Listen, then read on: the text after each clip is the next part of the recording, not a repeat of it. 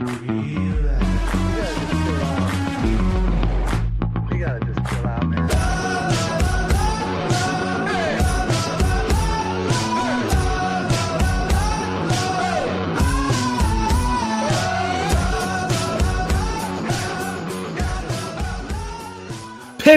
Steeler fans, welcome back to another episode of the Scho Bro Show. This is Steel Curtain Network editor Dave Schofield coming at you. It's Tuesday night. It's just after 9 o'clock. Where else as a Steelers fan would you rather be?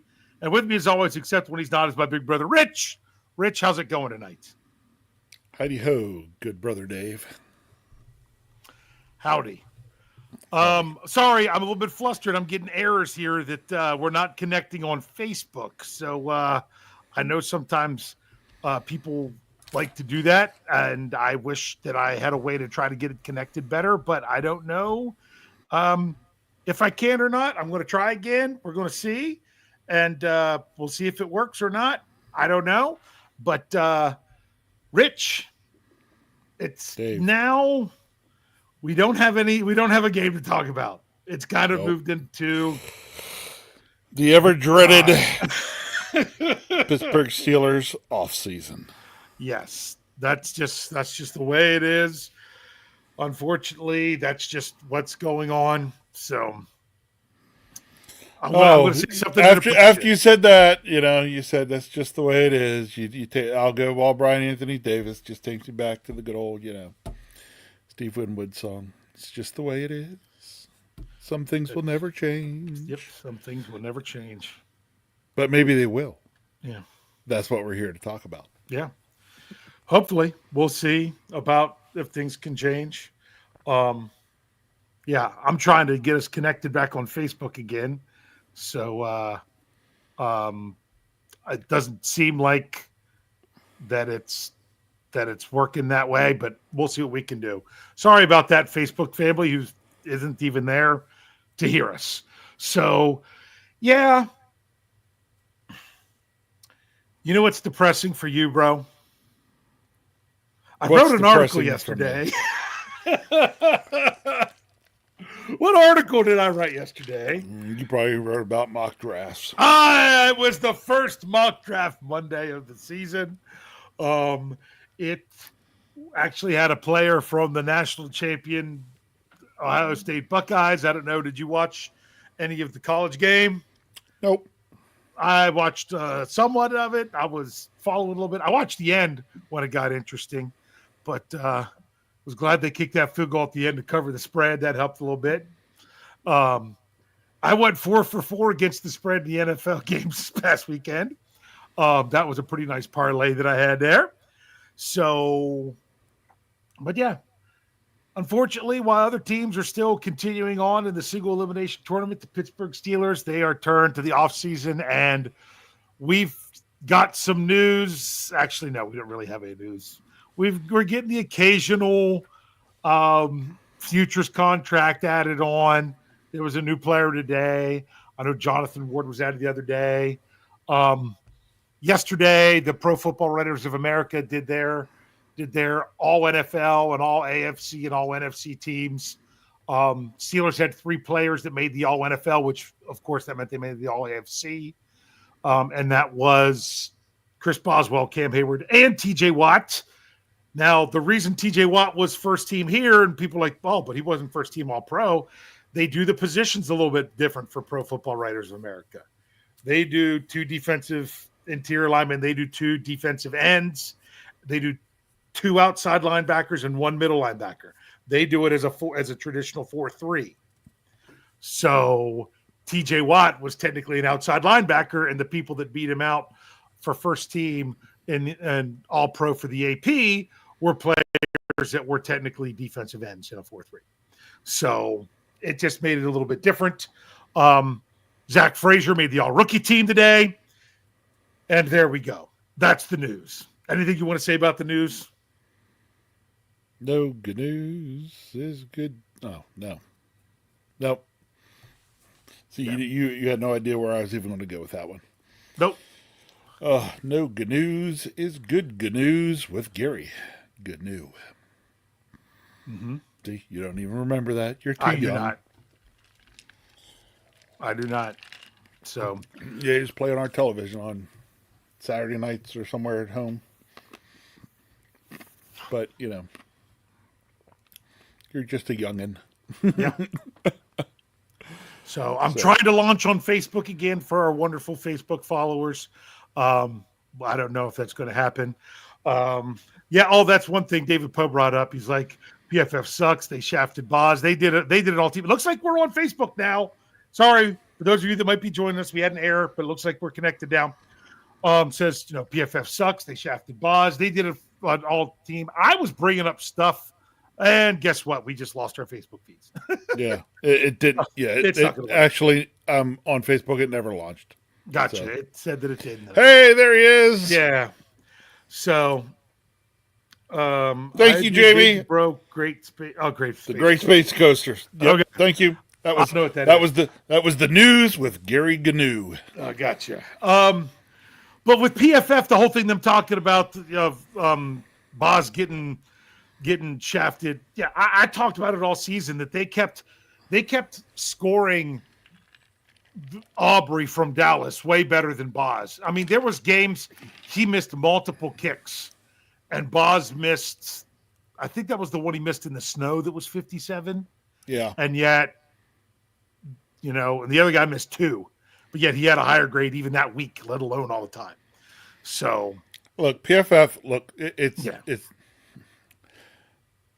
it's no secret that PFF has man crushes.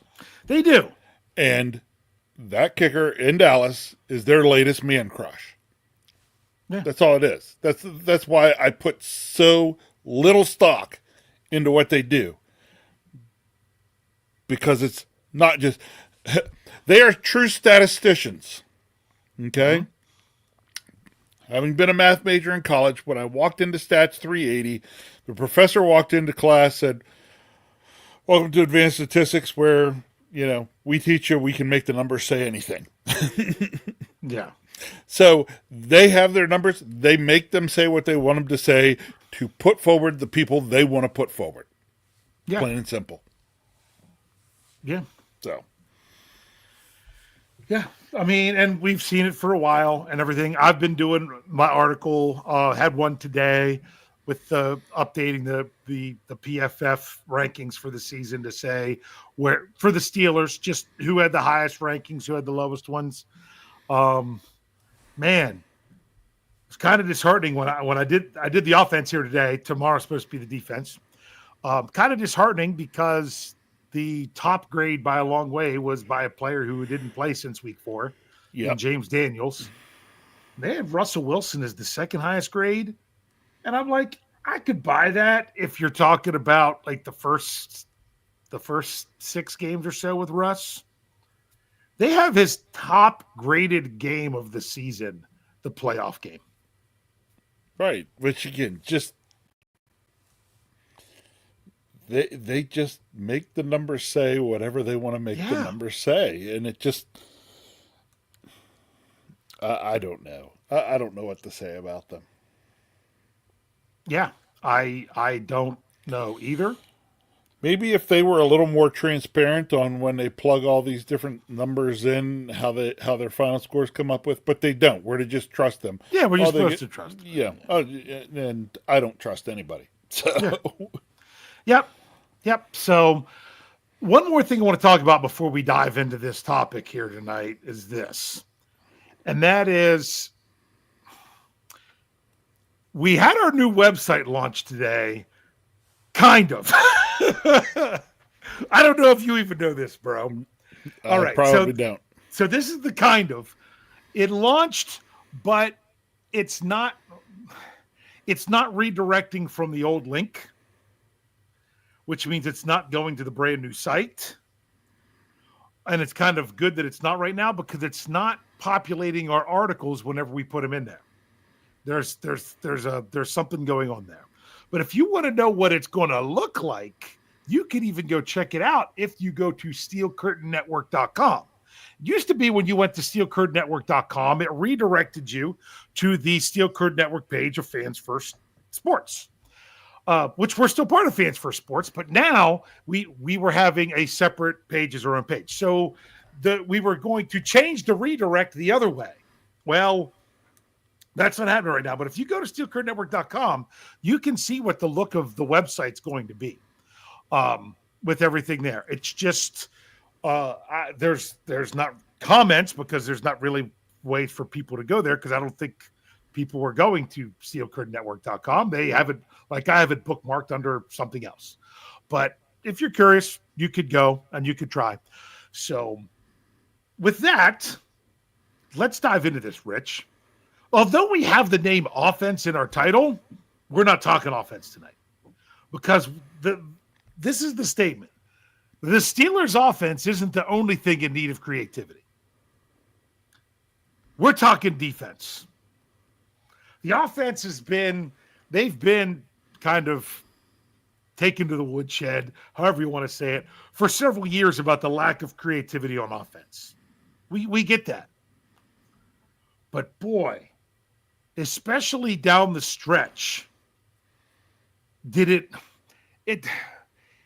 was more apparent down the stretch with the Steelers over those last 5 games. I was going to say, I think it's been going on longer than that, but it became very apparent. Yeah. And then it made you think back more and be like, has this really been what it's been the whole time? There's really not much creativity on the Steelers' defense. No, there's not. The majority of the time, it's line it up, rush 4, try to get home. Yeah. There. Yep. See? As I'm saying that, Jedi just came up as you said that. Let's just keep rushing 4 and praying it works. Said, let's just keep rushing 4 and praying it works. Yeah. And it's not just rushing 4. It's lane integrity. You don't want to run a stunt to let someone like Lamar be able to get free, blah, blah, blah. You know exactly who is going to line up where and exactly where they're going to try to go on the pass rush. You just have to try to stop them.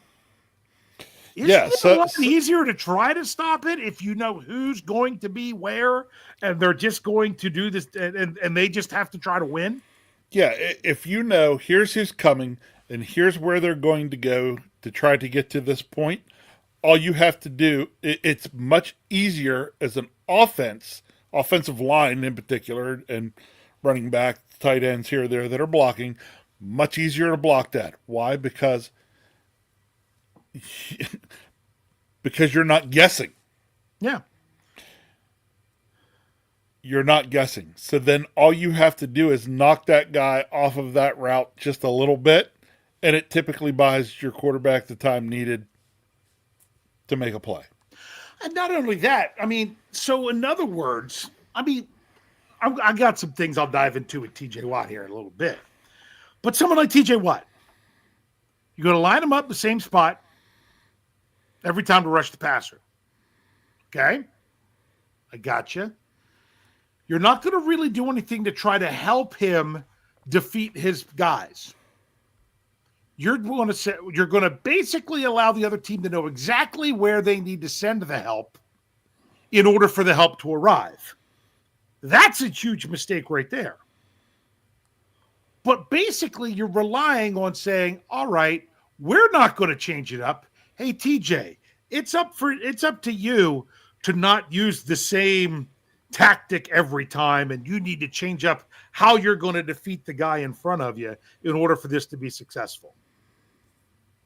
You're not helping the player at all. You're not helping the player at all.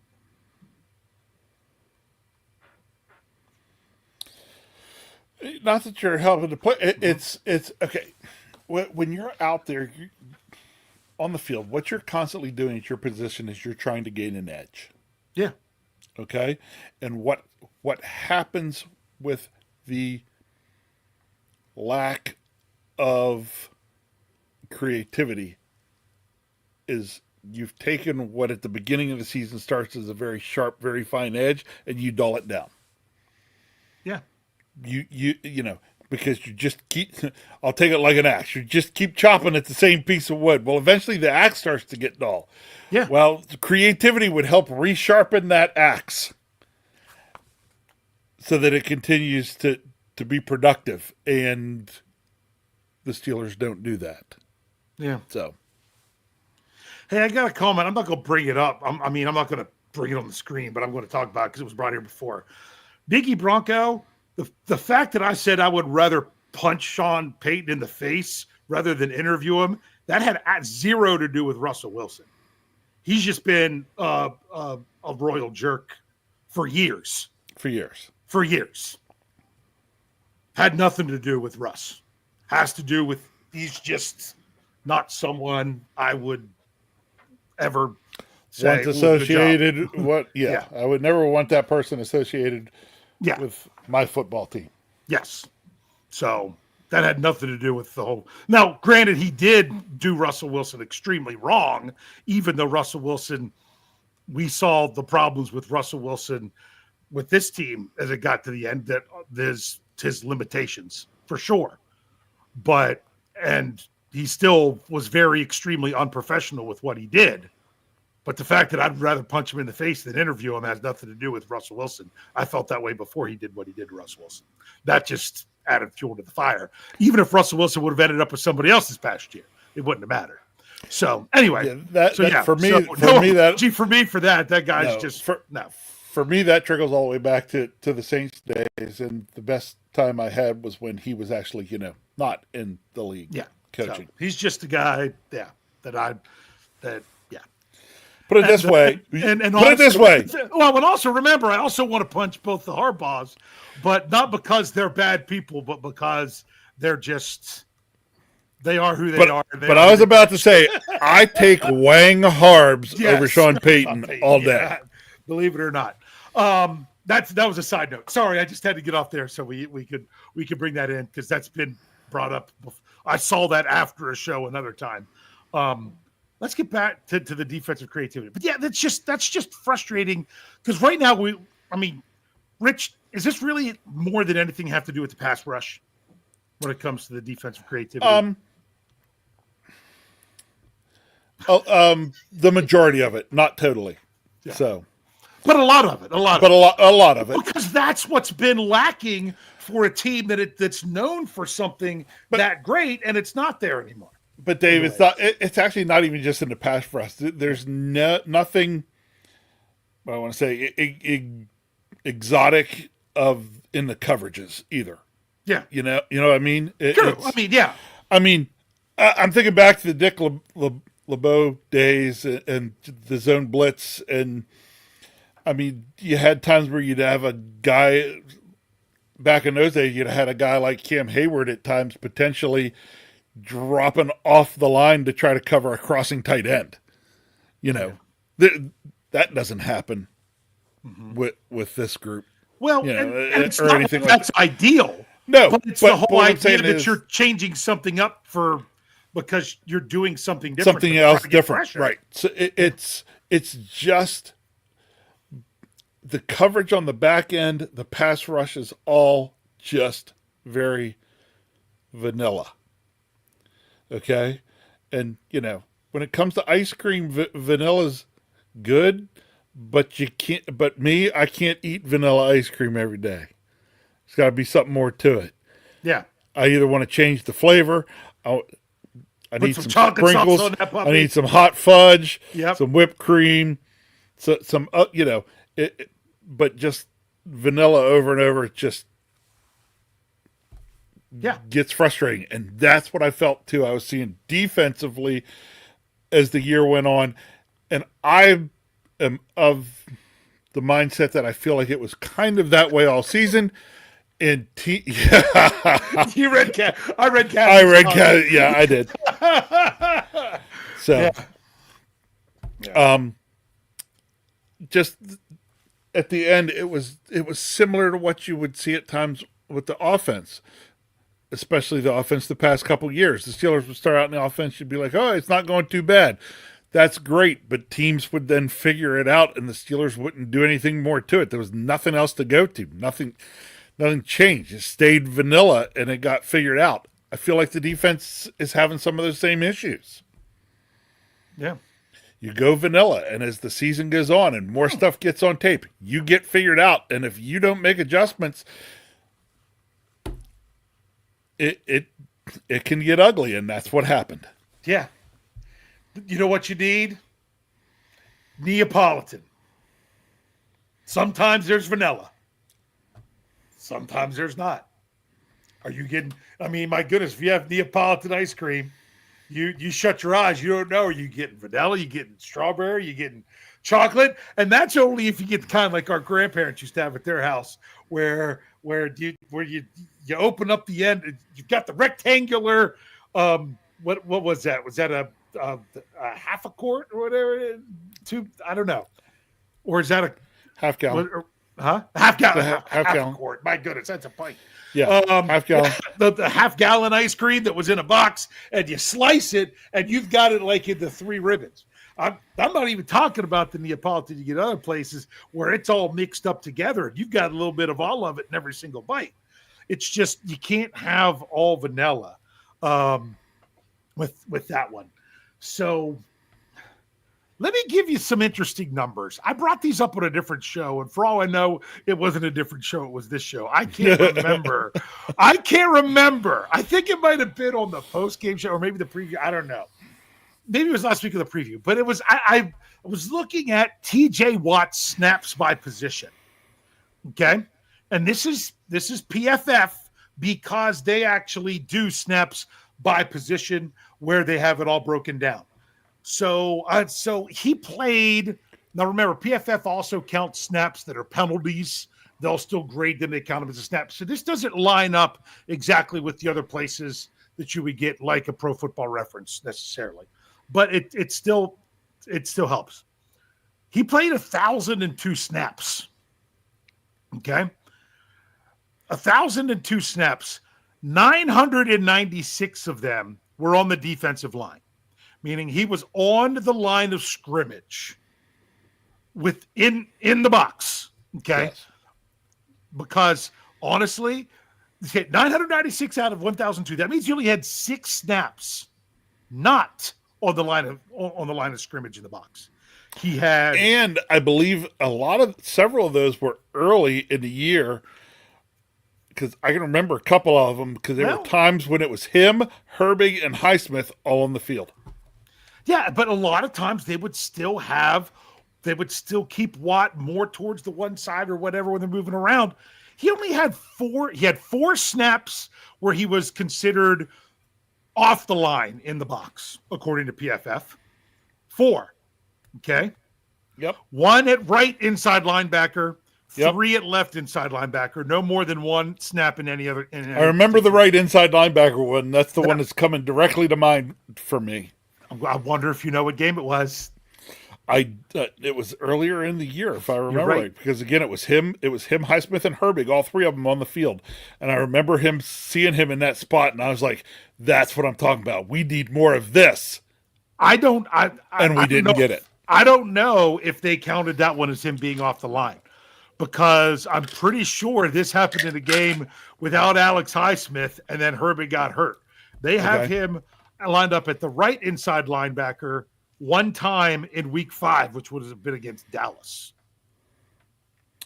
And I believe that might have been the game where I noticed it. So, and then it was early. They had week 10. These were left side, but off the line. Week 10 was a snap. Week 12 was a snap. Week 13 was a snap. That was it. He had 2 snaps. This was week 15. Who was week 15? That was the Eagles, right? Yeah. He had 2 snaps against the Eagles that they considered him at slot corner because he was that far down the line. He was out of the box. There was one where the Eagles I think you're right. I think it was the Eagles where they motioned. There was one in particular. I remember they motioned a tight end, and he went from being down and in the box to standing up and going out with the tight end.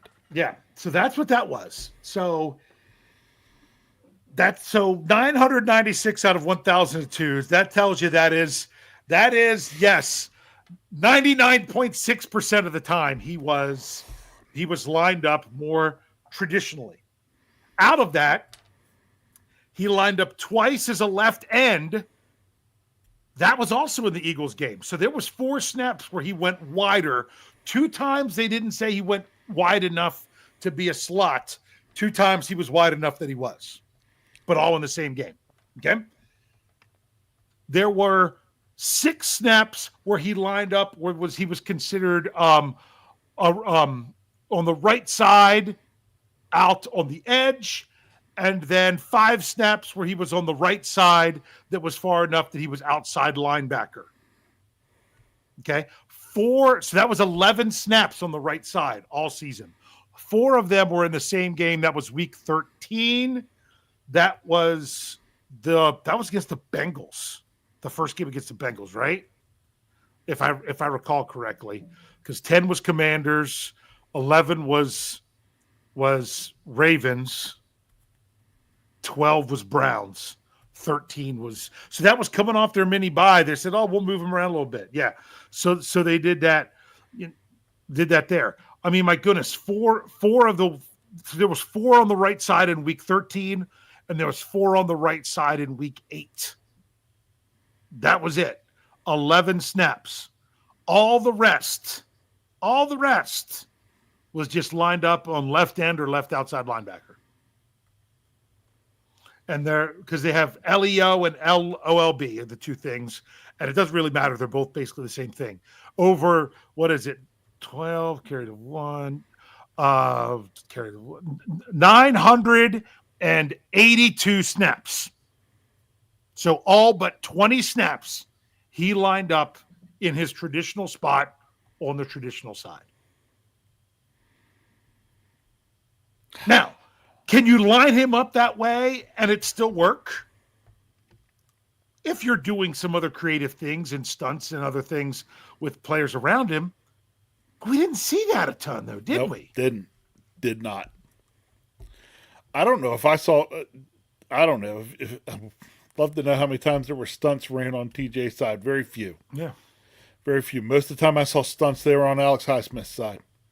Yeah, and the problem is some of these more advanced statistics you don't get until a little bit later in the offseason.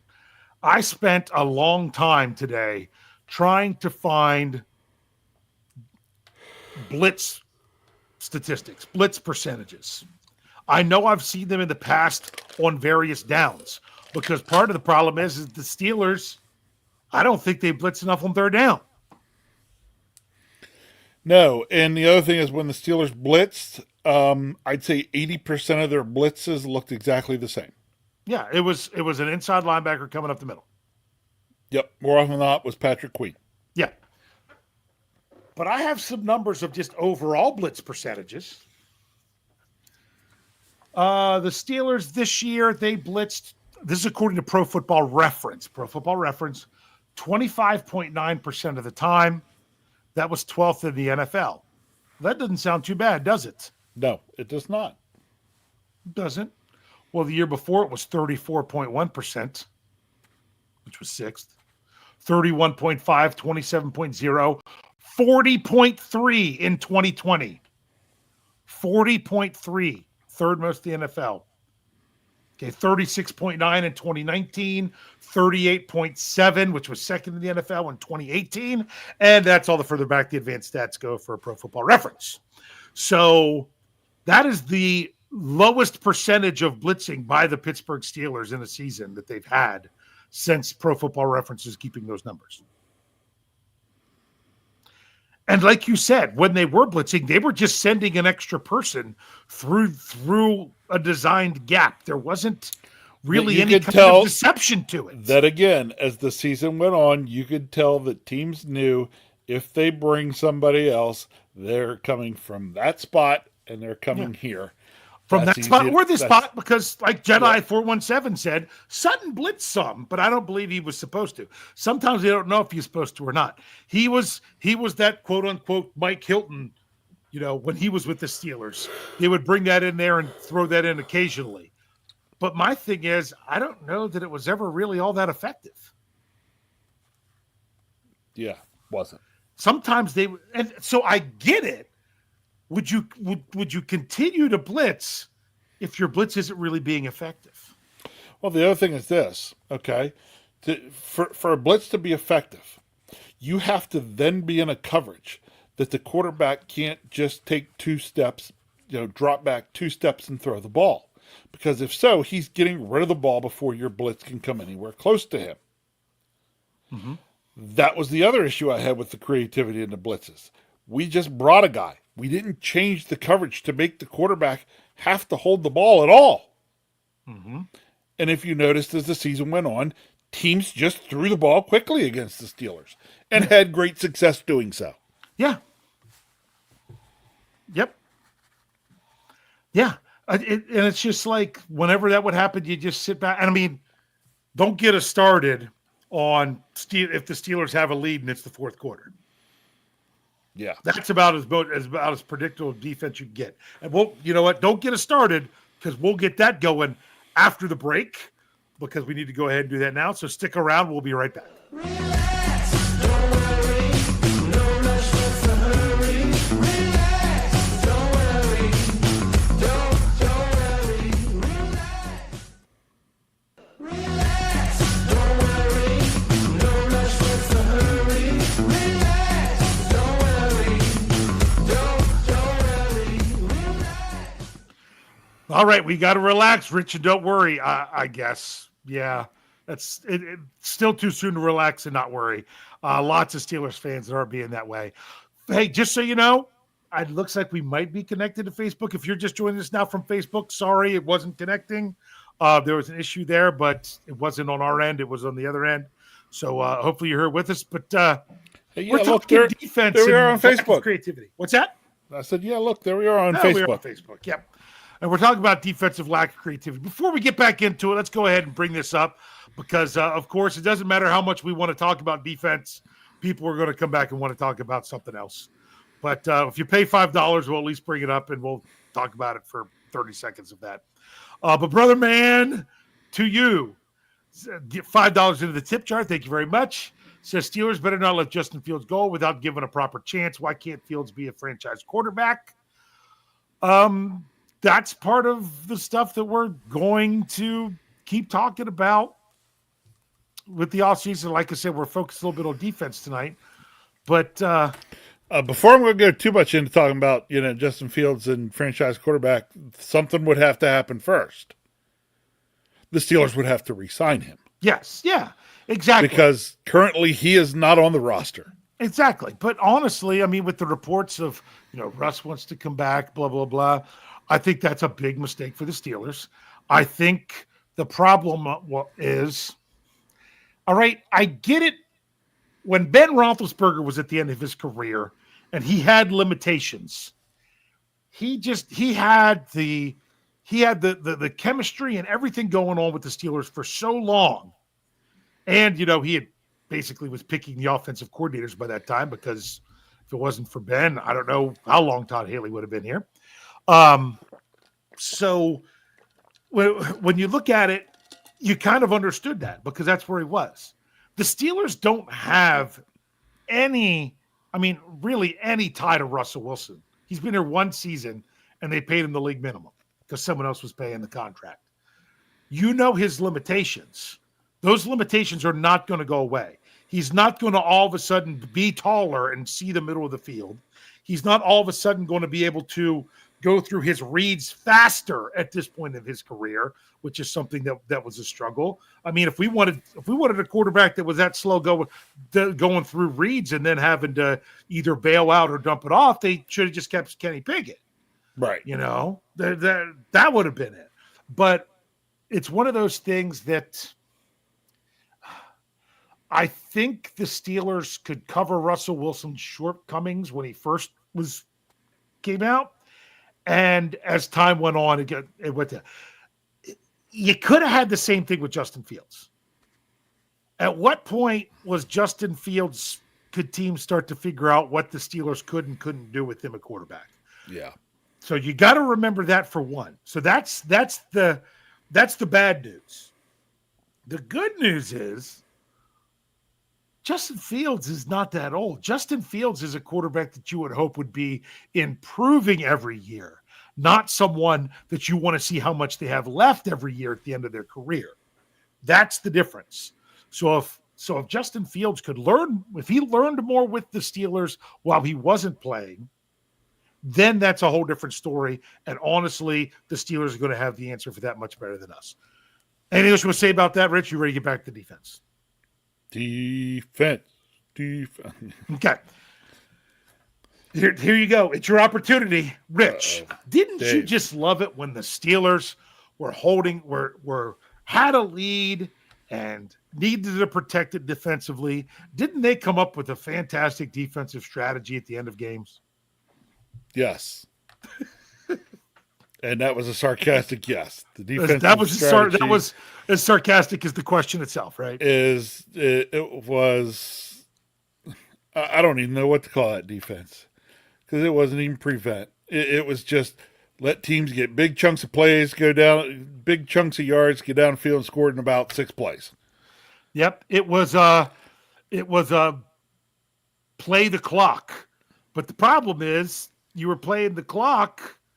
And you Not weren't enough. playing the clock. Yeah. Yeah. It's like the part of the thing is you got to play enough. You got to play enough defense to make the other team have to use the clock. And the Steelers would not even play enough defense to make teams have to do that. It was ridiculous. Let's just say this. A good offensive design can get you exactly what you want. Because the whole point of that defense was you can't let anything behind you. So if you don't want to let anything behind you, you have to send people 10 to 15 yards deeper than what you're wanting to complete the ball. By sending the other people deeper, that would have the next level open. Yeah. So And teams kind of figured out with the Steelers, it would just rip off 15 to 22 yard chunks at a time. Well, it doesn't take many 15 to 25 yard plays and you've scored. yeah. And it wasn't even, and we used to the Steelers they'd say, well, we'll just kind of let them move it between the 20s and then toughen up. That wasn't the case this year. Yeah. Steelers gave up way too many touchdowns and not hold teams to field goals when they needed to. It I mean, that's why they lost to the Cowboys. yes. Remember, they lost back-to-back games early. The first one was the Steelers were down 3 points and the offense had the ball and they couldn't get the job done. They couldn't get in field goal range. So wasn't there also a snap off the face mask or something in there on that drive that really messed that up? Yeah. So you had and the offense, you're like, okay, well, that's the problem. The offense had the ball, needing the points. This team is built on defense. You need to have the defense protecting the lead. The very next week, Steelers had a 4-point lead. They just couldn't give up the touchdown. And they did. Yeah. And with less than 30 seconds to go in the game. They did. Now, granted, what was that score? 17-14? I mean, that's ridiculous that, oh, wow, you gave up a 17th point. That means you lose. That it shouldn't be that bad. But my goodness, all you had to do was keep them out of the end zone. And you didn't. Yeah. So they kind of took it on the chin in both regards early on. And then they got back on a roll again with some stuff. So I really do get frustrated. And it was that first Bengals game. Didn't they kind of almost go to that defense in the third quarter? Yes, it was. To be like, oh, can't come out and give up a 1 or 2 play drive to Jamar Chase. So we better back way off and just let them get stuff underneath. Yeah. Yep. Can't give up 1 or 2. Don't want to risk giving up 1 or 2 play drive. Don't want to give up a big play. Okay. Mm-hmm.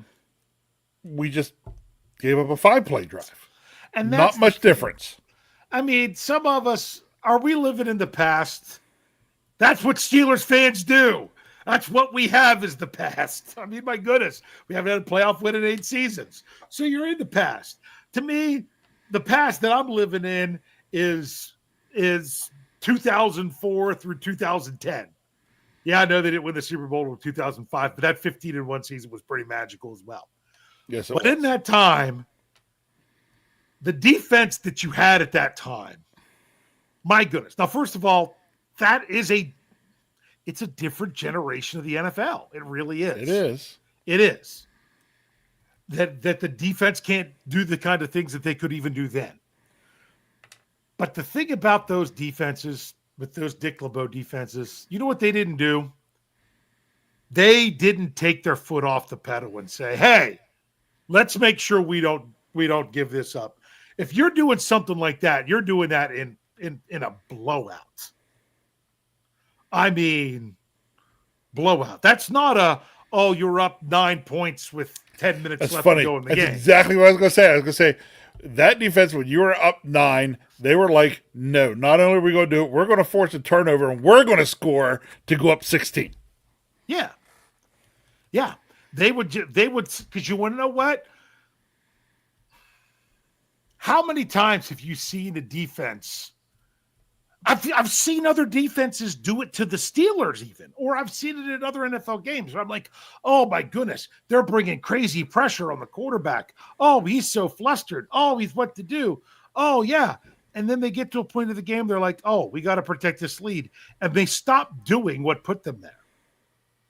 And then next thing you know, they let the team go back and score and get a little bit of confidence.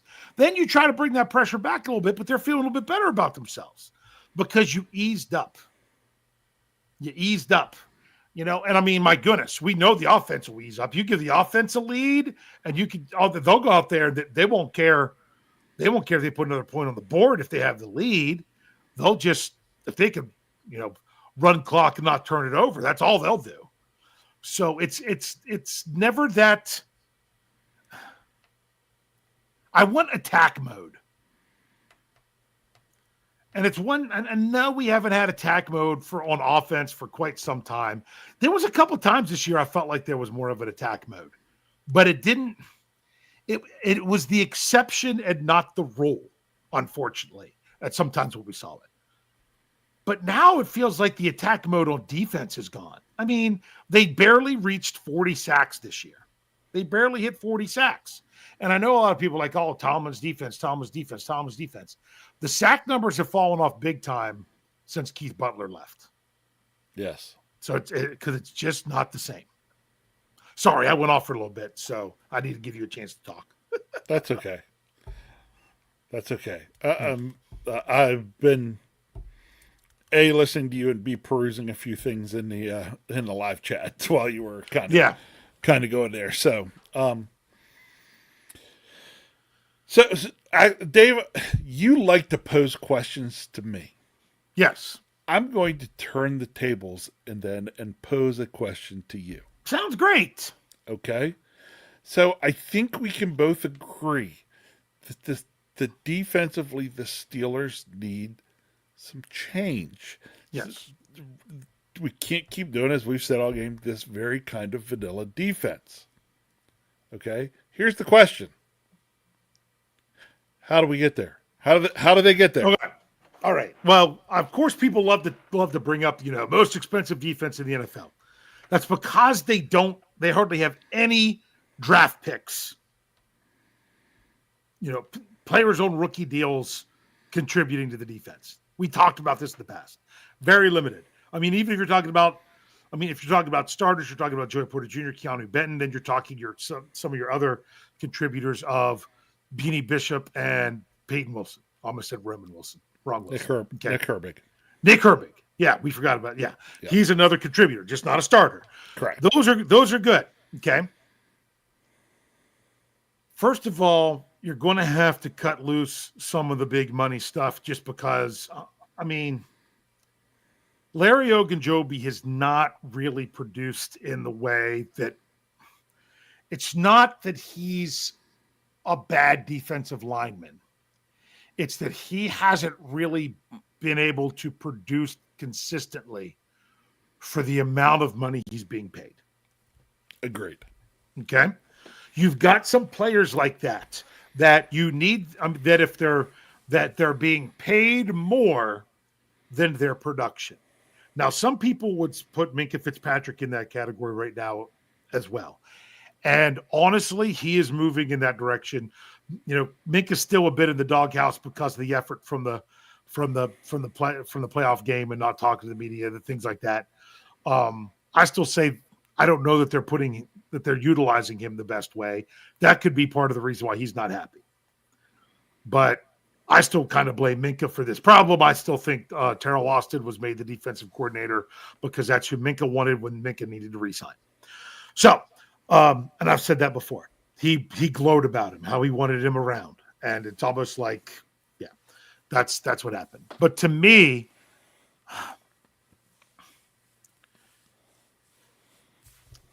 I feel like there's a disconnect between the Steelers' talent evaluators and those presenting the specific schemes, both on offense and defense.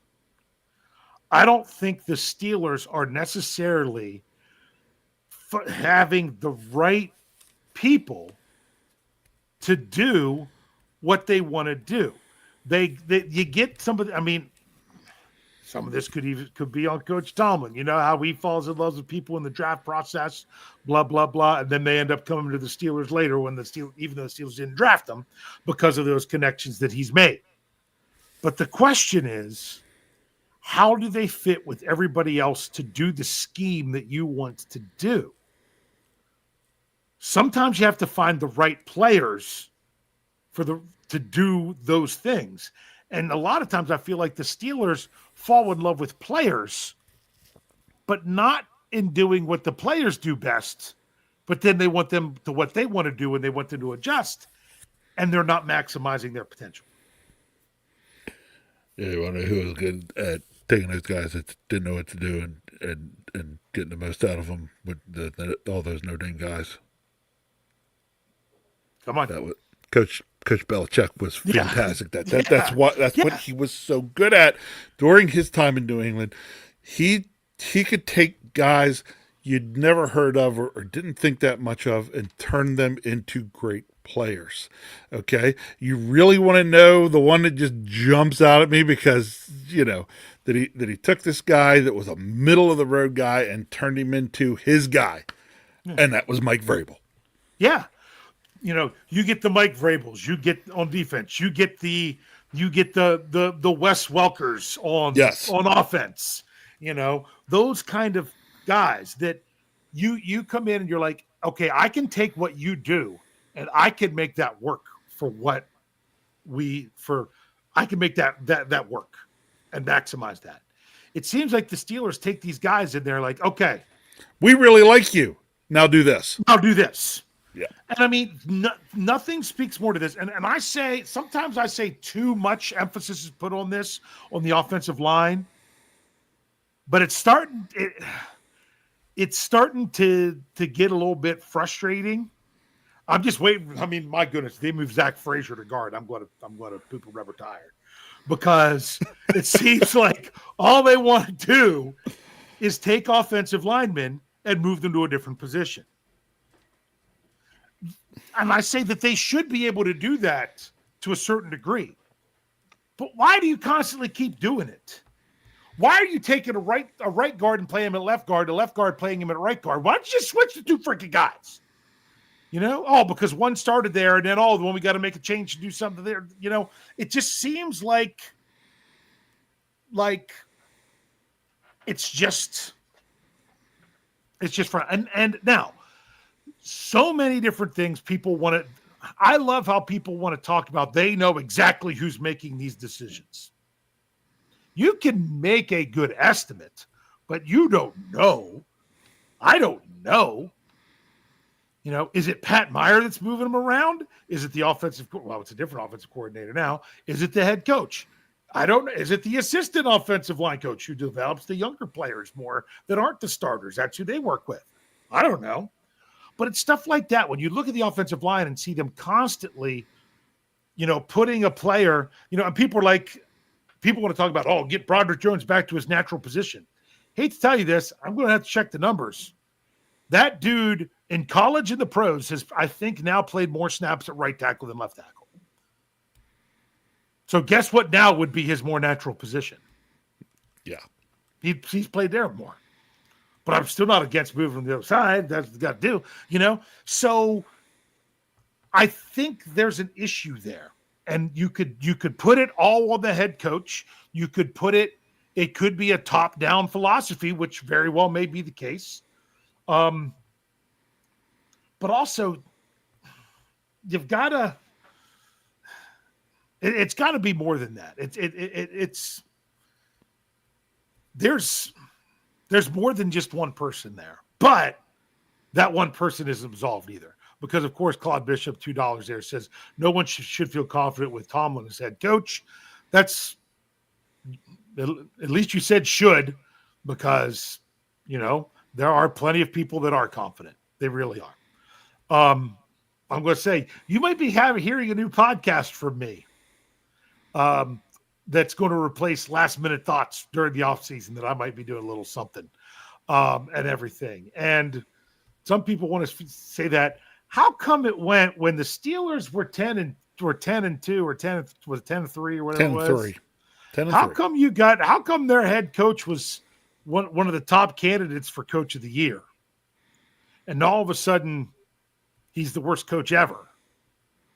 So it just kind of seems like it flows a little bit with the times. I'm not saying he should be coach of the year. And I'm not saying he's the worst coach ever. I'm saying probably there's more truth in the middle than anything else.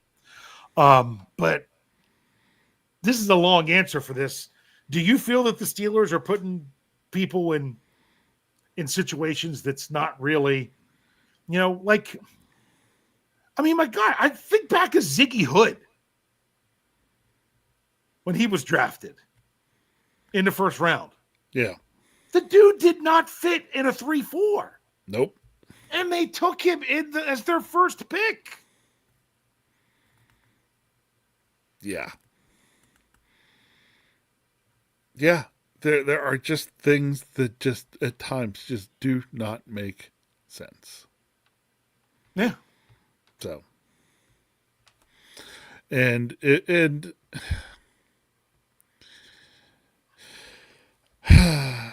we've kind of strayed a little bit, but Yeah. I get, because it's just that whole thought process of just what is good. Right now we as fans are, what is going on? What's the deal? Who's to blame? How do we fix it? It's like, and right now my answer is throw my hands up and say, I don't know. I'm glad we got a while before training camp. Yeah. Because, Steeler fans will start to come around when the team starts making major changes to the roster that come every year around when free agency starts. Because you're going to see them, there's going to be a move in there that excites someone. Now, is there a chance that they could just royally screw it up and they sign people that they can't stand? Yeah. Do I think Steelers fans are going to lose their collective minds if the Steelers let Justin Fields walk and sign Russell Wilson? Yeah, I'll be right there with you. I will. That would push me to the brink. But right now, we're just sitting here while other teams are still playing. But my goodness, I look at those other teams and you're like, just look at the roster. The Steelers roster is nowhere close to those teams. And we wanted them to beat those teams. The only way you're going to beat those teams is to outcoach them. The Steelers weren't losing because they were being outcoached. They were losing because they weren't outcoaching the other teams with inferior talent. The Steelers don't have superior talent offensively compared to other teams. Now, defensively, you can talk all you want because they should have been playing better.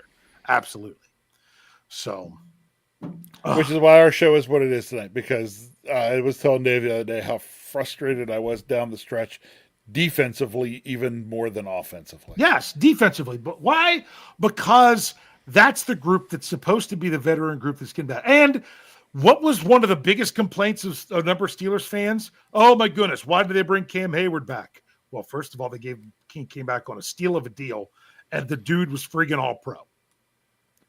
That was the biggest thing that people were concerned about. That was the one thing you could count on every week was Cam Hayward dominating his area of the game. Yeah. That was the only thing you could count on every week. Yeah. Yep. It's funny. Claude says they were clearly outcoached. Claude, you need to learn a little bit more about football. I'm sorry. Because here's the deal. When I told the story about where I had no plays to run in my first game of the season, my last year coaching, I think I told it on Pittsburgh Standard Time this past week. I've told it many times before. I've told it here. Okay. My players were not as good as the players on the other team. They were not out coaching me. I just didn't have the kids that could match their kids. And honestly, when you look, I mean, I continue to say it with the Ravens offense. With the exception of maybe George Pickens, there is not one member of the Steelers offense this past year that would have started on the Ravens offense. Not one. Nope. No one. You know, you can make the argument of George Pickens if they wanted to deal with him. Yep. Zach Frazier, the reason it's not him is because Linderbaum's good. I think he'll pass. I think he can pass Linderbaum. I do too. In the next couple of years, but not this year. I do too. Not this year. Yes. Yeah. So coaching matters, but guess what? When their Jimmies are crushing when your Joes ain't got nothing on their Jimmies, the only way you're going to win football games is if your coach outcoaches them. So it's not that they were outcoached. They just didn't have, I mean, what were they supposed to do with what they had? Seriously. That's all, the more I look at it, the more you have to admit that the Steelers' offensive roster is bad. Now, who's to blame for that a lot? I would have to put a lot of that on someone who's really making a lot of the personnel decisions, which would be the head coach. Head coach. Yep. Yeah. Yeah. Yeah. It's really, it's funny because here's what's interesting. But this is where it creates a problem. It says, John S., no one is saying it doesn't matter, but talent matters more. You're right. And then that's where they were outcoached was defensively. Okay? Yes. So you can't say as a whole. Where they were outcoached was the defensively not coaching your players and just saying, you're better, go win. Now, when you try to say, to me, the offense going against the opposing defense, there's only so much you could do. Russell Wilson had tons of limitations that more and more you say, and all you had to do was scout him and come up with a game plan, and it was really tough to adjust. So, yeah. So, and it's funny. Tomlin never makes in-game adjustments. Weren't the Steelers praised for the first 2/3 of the season about how well they were making in-game adjustments? Especially halftime adjustments. Halftime adjustments early in the year were fantastic. Yeah. So can't say they never make in-game adjustments. Their adjustments is what allowed them to win 10 games. If it wasn't for their adjustments, that team would have been probably, 5-13? 5-12, I mean, sorry? Yeah, it'd have been a 5 or 6 win team. Yeah. Yeah. So, and it's funny because Jedi 417 says, wait, what about the playoff losses to Jacksonville and Cleveland? I think we have better rosters than them. Okay. You know what? That's a good point. Against Jacksonville, we did not have a better defensive roster than their defense. Their defense was way better. Yes. That was when the Steelers' defense was really lacking. Cleveland, absolutely, the Steelers, I think, had a better roster than them. But at the same time, that's when the players went out there, and my goodness, they're snapping balls over the head. They're throwing pick sixes. They're doing – I mean, I saw a thing on social media this week that went to show in those two games specifically, Jacksonville and Cleveland, just how much it was just crazy stuff. And, it's funny. The Jacksonville game, the Pittsburgh defense just wasn't good enough. The Cleveland game, the players crapped the bed. Yeah, they did. They did. Now, you know what? I'm going to tell you this.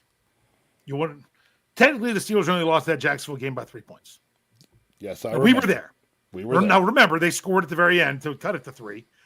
but just didn't have any time to catch up from there.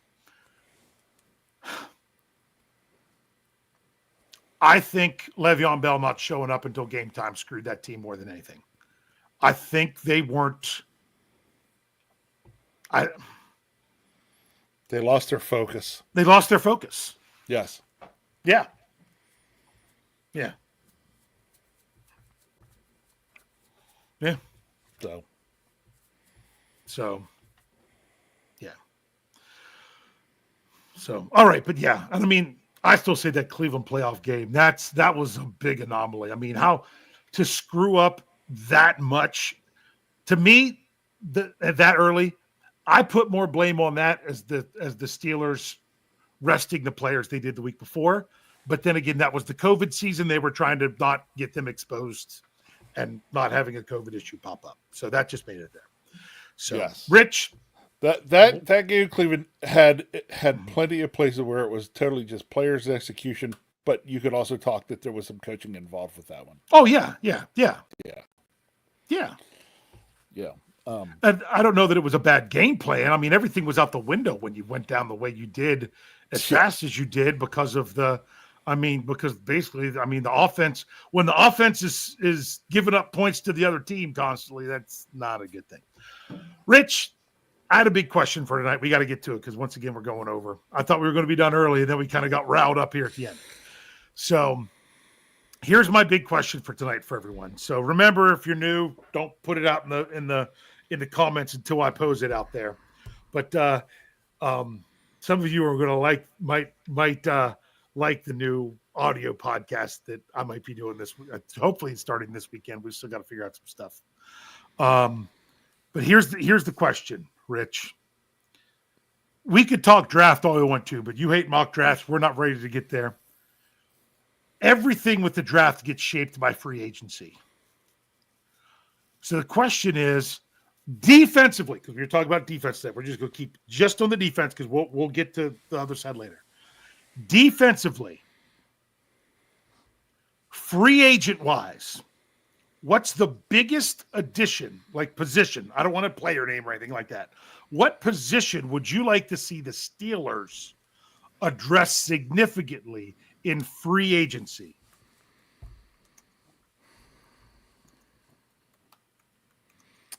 All right. If you're going to make me pick a position that I could see the Steelers making a change at in free agency, I am going to say defensive tackle. Okay. I'm going to say this. You ready? Yep. Because I want people to know that this is an answer. You ready? None. Yep. I would have said defensive tackle probably if you wouldn't have. I'm going to say none. And that's because maybe you need to cut something loose on defense. But if you're going to go out and spend, I'm going ahead and putting this out there so people can start putting their responses in there. If you got to go out and spend money, I think I'd rather see them get free agency. I think I'd rather see them spend some on the other side of the ball. Yeah. I mean, and if you really would need a defensive tackle, go draft one. Yeah.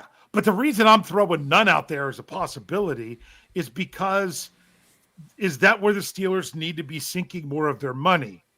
Or should they start to turn it and say, you know what? Yes, wide receivers are expensive, but maybe we'll go sign one. You know, something like that. Yes, running backs can get expensive. Maybe we'll sign one. I don't know. I think this is the year to draft one. I think there's a lot of running backs. This is the year to let Najee go and find a decent running back that you don't have to take in the first round. But the reason I'm saying none is because I want to see the Steelers get back to stop investing all your draft capital in the offense, and that's why your offense is cheap and they're young and they're going to try to get it all together. You know, let's try to build some veterans on offense and get some younger guys in on the defense. So this is what I'm saying. Let's see what people have to hear. Kathy, she says inside linebacker. That's only interesting depending on how things go down. Does Landon Roberts come back? Is they going to cut Cole Holcomb? Want to go inside linebacker? They went big at inside linebacker last year. I don't know if they're going to go big there again. Okay. It's funny. Afton says, wait, what I want them to do or what they're likely to do? It's what you want. Might not be what they're likely to do. If you want, you can answer both. Okay. David Poe says cornerback. That's an interesting one. The Steelers need to do something more at cornerback. But that's one of those positions sometimes that is more expensive. So is that one that they're going to go there? What else do we got? John S. says cornerback. Claude says defensive coordinator, and I'm not going to disagree with that. That's funny. I almost said that. That's probably what I should have answered rather than none. Yeah, coaching. And here's the deal. Here you go. Crazy idea, Rich. If you keep the defensive coordinator, it's fine. I think I said this to you when we spoke on the phone. What would the Steelers season look like if they would have done what I wanted them to do? And just for the 1 year, brought in Mike Vrabel as the special defensive or the senior defensive assistant, like Brian Flores was, and assistant head coach. Because the Steelers don't have one of those either since John Mitchell retired. And they would have brought him in, and you would have had someone to help scheme up some stuff at the front of the defense. That'd have been a big deal. If the Steelers do something like that, and because they don't let go of the quote unquote defensive coordinator in the secondary, fine. Bring in, if you're not going to replace your defensive coordinator, bring in additional coaches. Add to your coaching staff. Yeah. So here we go. I'm looking if we have anybody else. Jedi 417, they have cornerback because he doesn't trust them to draft them, even though they hit on Joey Porter. Okay. Afton Forward, she says she wants a defensive back. Oh, this is a good one. Gavin Anthony says nose tackle, if anything. See, I'd love for the Steelers to cut, to release Larry Ogunjobi and see if you could get Javon Hargrave back. Yeah, no, that's the guy. I love it. I'll tell you what, when the Steelers made the decision and kept to it and let Hargrave walk and then to it, and everything that happened there, it's just like, oh, we could add Hargrave. Yeah. Yeah, because, I mean, they basically couldn't pay everybody, and it was the right call for Stephon Tuitt at the time. And then things changed. Happened. Yeah, and then everything changed. I don't know. Did someone else put another one that was a position in there? I don't know. There's just other discussion going on. I think I got them all. I think so. So, with that, hey, we have a few changes with our podcast lineup. I know there's some stuff going on with Steel City Insider. I don't think I think that might not be coming out this week, but they're hoping that to be back. That's what happens sometimes with the off season. We're going to have some other changes, maybe some other addition of shows as some other shows go away. Some slight changes to the lineup, but your YouTube show should pretty much be the same. The Q&A should be going back to Sundays here at some point, sometime. I don't think they even had one this week because something going on with Jeremy. But other than that, we'll be bringing that. I told you, if you go to the website steelcurtainnetwork.com, it doesn't redirect to our fans for it will bring you up to the new page. But there are some problems going on with it that we're trying to get ironed out before we get the whole redirect down and everything else. So make sure you're checking out steelcurtainnetwork.com. If not, just go to fansforsports.com if you want to get everything that has the comments and make sure you have every article there. Rich, what do you want to say here to close us off tonight? Yeah, I don't have near as much tonight because the season's over. Don't say much. The Steelers season's over. We're in that dreaded off-season time, but it'll be okay. We'll still have plenty to talk about because we always do. There's always something to talk about when it comes to the Steelers. As you saw, we got there tonight and talking about stuff. And then as we hit different milestones throughout the offseason, there's going to be other things for us to talk about. We're still going to be here and talk about it. Are we all still probably a little bit depressed? Yeah, we are. And I think right now, this was the first time in several years that at the very end of the season, I was very mad and upset with how things went for the Steelers. Mm-hmm. And at first I was mad at myself for it. And then I was like, you know what? No, based on what I got at the end of the year, I have a right to be upset. So I'm just taking my time and being upset. And we will see what comes about that. Mr. Woodside said D-line is where he'd go for a free agent. And Valley Ford said D-line. Yep. But that I'm not just sure. throwing those up there. Yep. So, we as I said earlier in the podcast, we got a lot of time between now and training camp. And there's going to be a lot of stuff to cover in that time. Some of it we are going to get very excited about. Some of it we're probably going to get very angry and upset about. Guess what? It was the same thing last offseason. So, it's just par for the course. And guess what? Almost every set of fans in every fan base across the NFL has the same things. Things they get excited about, things they get mad about. We're going to have ours. That's okay. For me, the thing's going to just be going through it all because I need something to keep me thinking black and gold during this downtime of the year. And knowing that eventually we're going to come out of it on the other side, hopefully a much better team. Can't wait.